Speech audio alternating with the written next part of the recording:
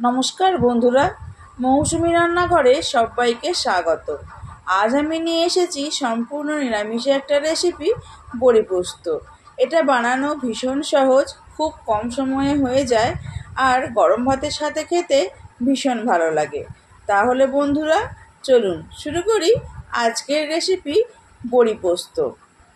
পোস্তটা বেটে নেব। মিক্সিং বোলের মধ্যে নিয়ে নিলাম 2 টিস্পুন পোস্ত আর একটা শুকনো লঙ্কা।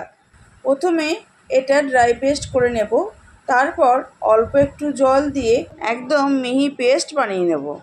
দেখুন পোস্তটা একদম মিহি পেস্ট করা হয়ে গেছে। এইবার কড়াই গরম করে দিয়ে দিচ্ছি সর্ষের তেল। এই রান্নাটা সর্ষের তেলে করলেই খেতে বেশি ভালো লাগে। তেল ভালোভাবে গরম হয়ে গেছে। তেলের উপর দিয়ে দিলাম একটু কালো জিরে। কালো জিরেটা কিছুক্ষণ নাড়াচাড়া করে নেব। তারপর দিয়ে দিচ্ছি বিউলির ডালের বড়ি। আমি বিউলির ডালের বড়ি দিয়ে এই রান্নাটা করছি। মুসুর ডালের বড়ি দিয়েও রান্নাটা করতে পারেন, খেতে ভীষণ ভালো হবে। গ্যাসের ফ্লেমটা একদম লোতে রেখে হাতে একটু সময় নিয়ে বড়িটা ভাজতে হবে। যদি হাই ফ্লেমে বড়ি ভাজা হয় তাহলে ওপরটা খুব তাড়াতাড়ি রং ধরে যাবে, কিন্তু বড়ির ভেতরটা ভাজা হবে না, সেক্ষেত্রে বড়িটা খেতে অতটা ভালো লাগবে না। তাই লো ফ্লেমে একটু সময় নিয়ে বড়িটা হালকা লালচে রং ধরা অবধি ভেজে নিতে হবে, তাহলে বড়ির ভেতর অবধি খুব ভালোভাবে ভাজা হয়ে যাবে।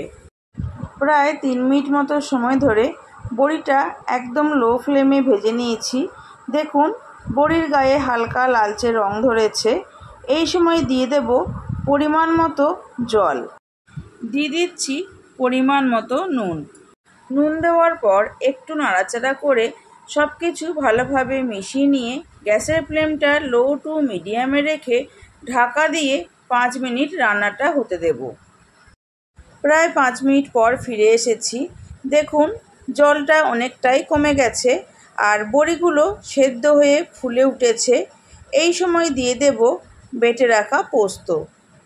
বাটির মধ্যে একটু পোস্ত লেগেছিল, তাই সেটা ধুয়ে একটু জল দিয়ে দিলাম আর দিয়ে দিলাম 1 টিস্পুন কাঁচা সর্ষের তেল। এইবার সব কিছু ভালোভাবে মিশিয়ে নেব। পোস্ত দেওয়ার পর বেশিক্ষণ রান্না করা যাবে না। যখনই দেখবেন গ্রেভিটা ফুটে উঠেছে তখনই গ্যাসের ফ্লেমটা অফ করে দিতে হবে।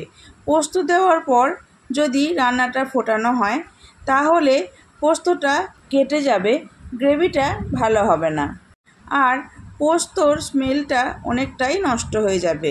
দেখুন গ্রেভিটা ফুটে উঠেছে। এই সময় গ্যাসের ফ্লেমটা অফ করে দিলাম।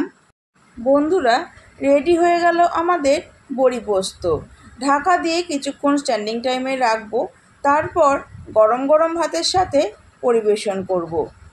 আপনারাও বাড়িতে একবার এইভাবে বড়ি পোস্ত রান্না করুন, তারপর কমেন্ট সেকশনে এসে আমাকে জানান রেসিপিটি আপনাদের কেমন লাগলো।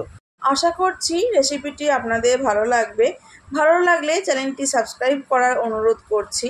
পাশে থাকা বেল আইকনটি প্রেস করে অল সিলেক্ট করে দেবেন, কারণ আমি চ্যানেলে যখনই নতুন কোনো রেসিপি দেব আপনাদের কাছে তাহলে খুব তাড়াতাড়ি পৌঁছে যাবে। আর ফেসবুক থেকে দেখলে পেজটি ফলো করে একটি লাইক করে দেবেন এবং ভিডিওটি বন্ধুদের সাথে শেয়ার করে নেবেন। আজকের মতো এই পর্যন্ত। আমি আবার আসবো অন্য কোনো রেসিপি নিয়ে। ভালো থাকবেন, সুস্থ থাকবেন। ধন্যবাদ।